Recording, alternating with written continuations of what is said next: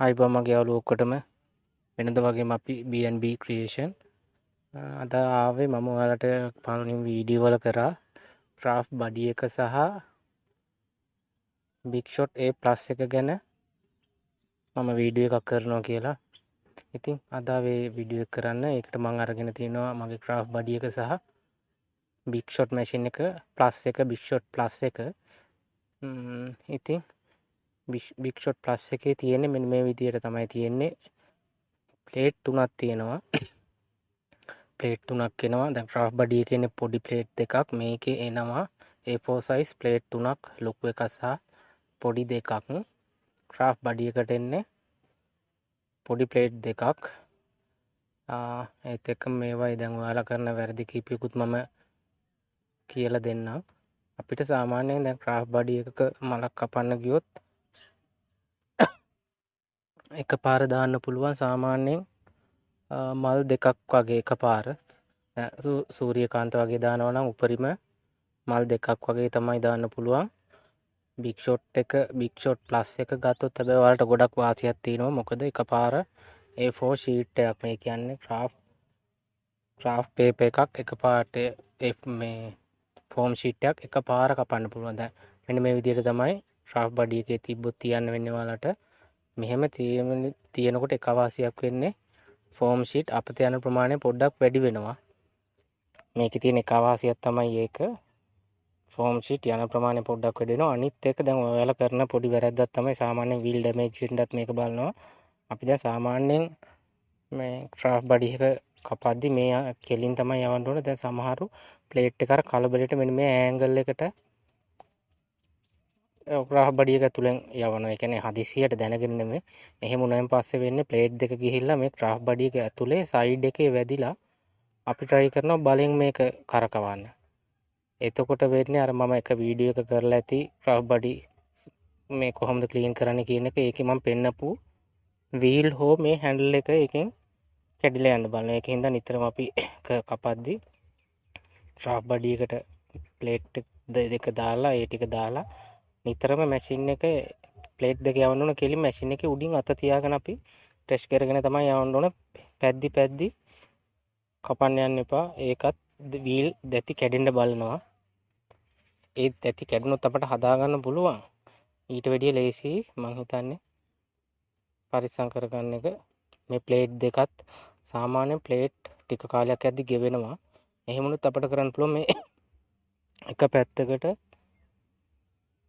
පැත්තකට ලොකු ප්ලේට් එක පැත්තකට අලව ගන්න A4 ෂීට් එකක් කපලා ඒක සෙලෝ ටේප් වලින් හොඳට ටේප් කරගන්න. ටේප් කරගෙන මේකේ අලව ගන්න පුළුවන්. එහෙම වුණොත් අපට ආයේ මල් කපන්න පුළුවන්. මොකද මේ ප්ලේට් ගෙවුනොත් මල් කැපෙන එක හොර වෙනවා. කොච්චර ඩයි දැම්මත් වැඩක් කැපීම හොර වෙනවා. ඒකට අපිට ඒ දේ කරන්න පුළුවන්. ඒක තමයි කරන්න තියෙන ලේසිම වැඩේ. ඉතින් අපි දැන් බලමු මේ බිග් ෂොට් ප්ලස් එක ගැන.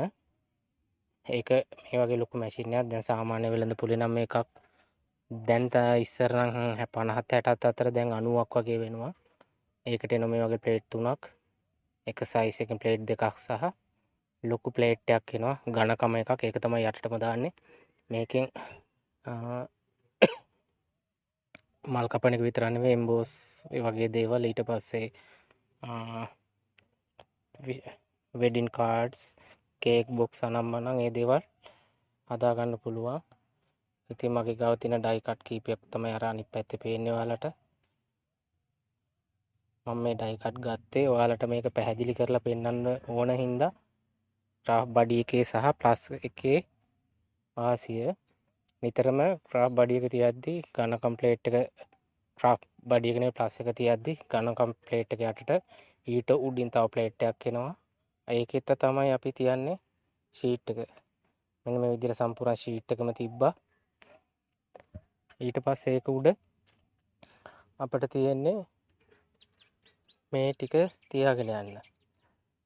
මෙන්න මේ විදිහට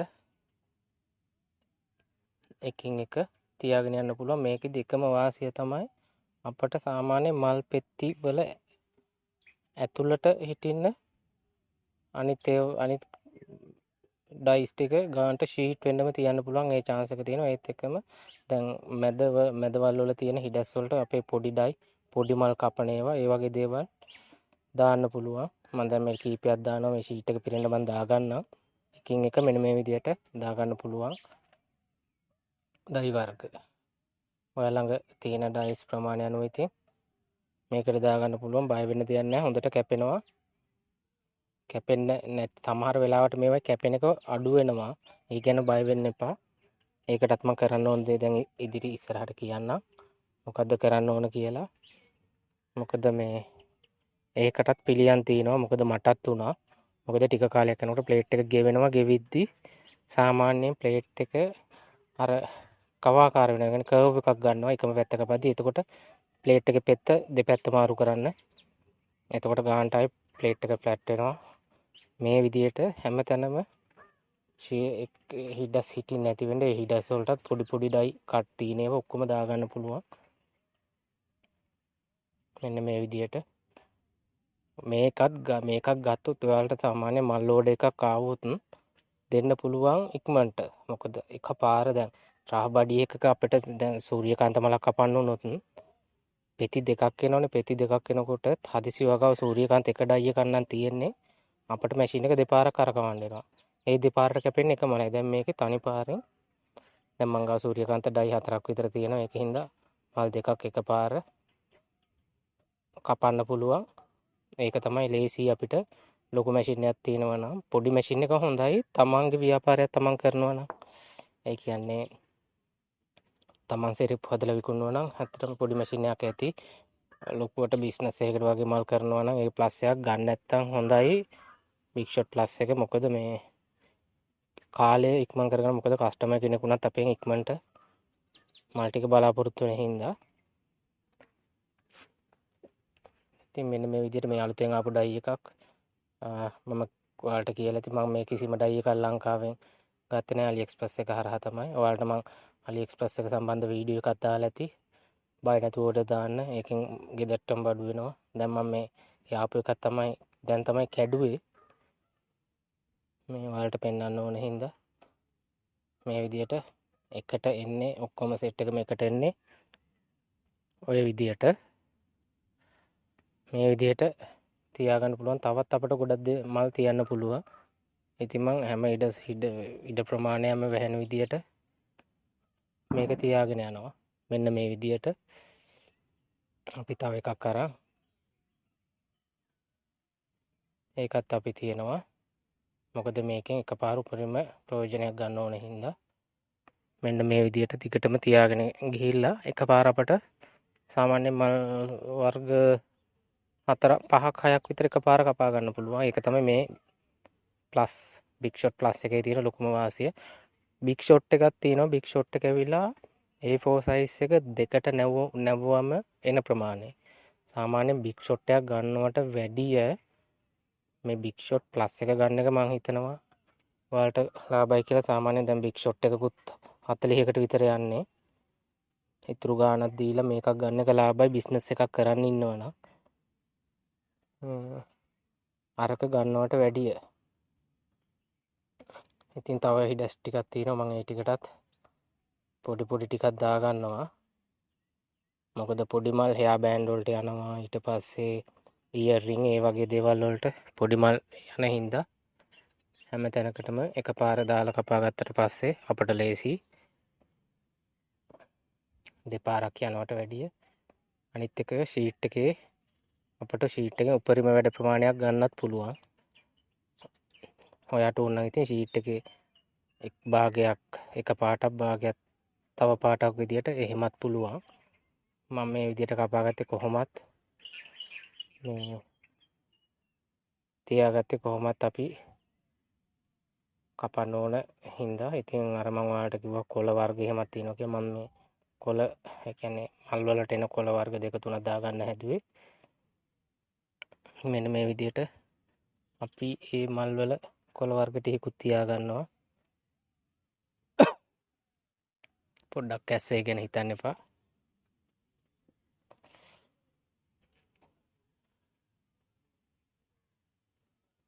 හරි ඔන්න විදියට අපට තියාගන්න පුළුවන් ඩයි කට්.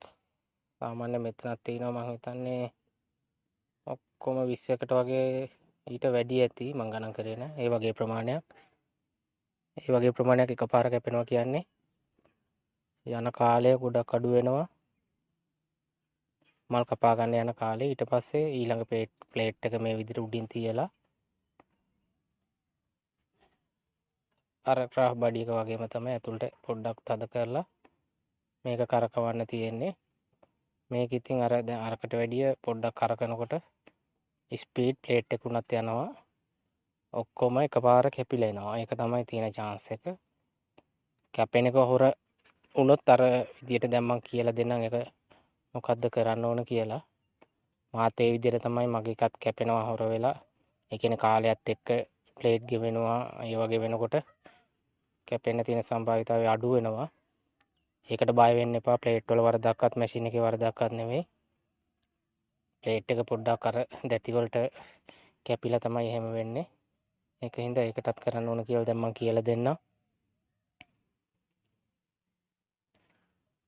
මෙන්න මේ විදිහට අපි අයින් කරගන්නවා. ඔයාලට පේනවා ඇති. හැම එකක්ම ගානට කැපිලා තියෙනවා.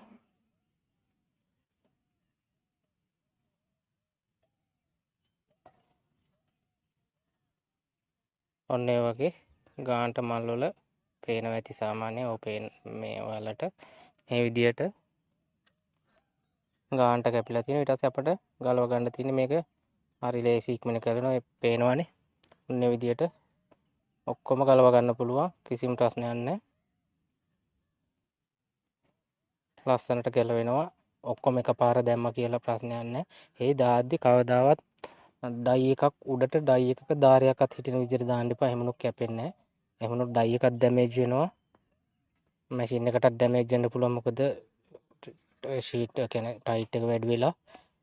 ඒකින්ද ඒක ගානට තියලා කපා ගන්න. මේක තියන්න ලේසි. මොකද ෂීට් එකම එකපාර තියන්න පුළුවන් හින්දා ප්‍රශ්නයක් වෙන්නේ නැහැ.